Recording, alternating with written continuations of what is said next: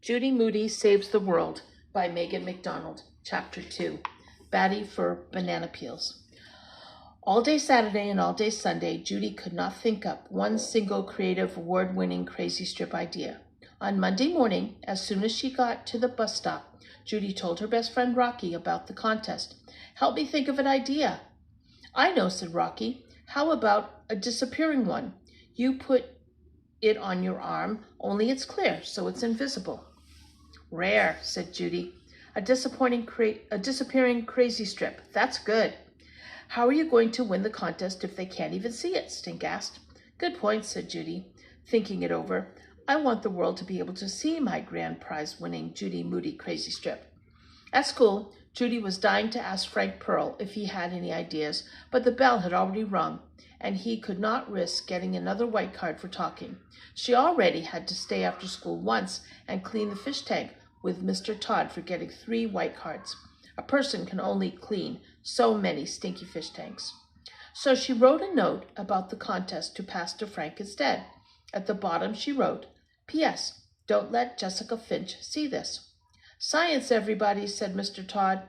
"Let's continue our discussion of the environment. Rainforests everywhere are being cut down. When you take medicine or bounce a ball or pop a balloon, you're using something that came from the rainforest. And right here at home, malls are replacing trees, animals are disappearing, and we're running out of places to put all our trash. Today, let's come up with some ways we can help save the earth. Sometimes it's good to start small. Think of ways we can help at home, in our own families, and at school. Any ideas?" "Don't leave the lights on," said Haley. "Recycle your homework," said Frank. "And cans and bottles and stuff," said Leo. "Turn garbage into dirt," said Rocky. "Yes," said Mr. Todd. "That's called composting." Judy raised her hand, knocking her note to the floor. "Plant trees." "Don't be litterbugs," said Jessica Finch. "I wasn't littering," said Judy, picking up the note. She crossed out the Finch in Jessica's name and changed it to Jessica Fink. Sheesh. Sometimes Jessica Finch gave her the jitterbugs. "Great," said Mr. Todd. "These are all good ideas. Look around you, at home, in school, on the playground, not just in science class. How can we help the planet? How can we make the world around us a better place? We can each do our part. All it takes is one person to make a difference." One person. If all it took was one person, then she, Judy Moody, could save the world. She knew just where to start, with a banana peel. On the way home from school that afternoon, Judy asked Rocky, "Hey, can you come over and eat some bananas?" "Sure," said Rocky. "What for?" "Compost," said Judy. "I'll eat too," said Rocky. In Judy's kitchen, Judy and Rocky each ate 1.5 bananas. They fed the 4th and last one to Mouse, Judy's cat. Then Judy tossed all 4 banana peels into a bucket. "Why don't we make a sign for the bucket that says, 'Turn garbage into dirt,'" said Rocky. "Rare," said Judy. "Tomorrow we can tell Mr. Todd how we started to heal the world." "Double cool," said Rocky. "Wait just a minute," said Judy. "Why didn't I think of it before? Heal the world. That's it."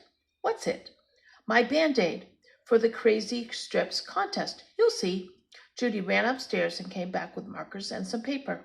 On the kitchen table, Rocky made a sign for the compost bucket, while Judy drew a picture of Earth with a Band-Aid on it.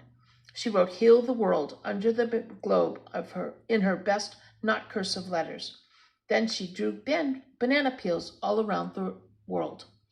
Stink came into the kitchen. "What are you drawing?" he asked Judy. "Banana peels," said Judy. "For the crazy strip contest," Rocky said. "And you thought bats were weird," said Stink.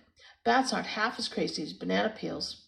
He looked at the empty bowl on the table. "Hey, who ate the last banana?" "Mouse," said Judy.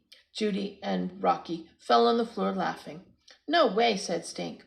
"Just look at her whiskers," said Judy. Stink got down on the floor, face to face with the cat. "Gross." Mouse had banana smush on her whiskers. "Told you," said Judy. "I'm telling Mom that you ate all the bananas," said Stink, "and you fed one to Mouse."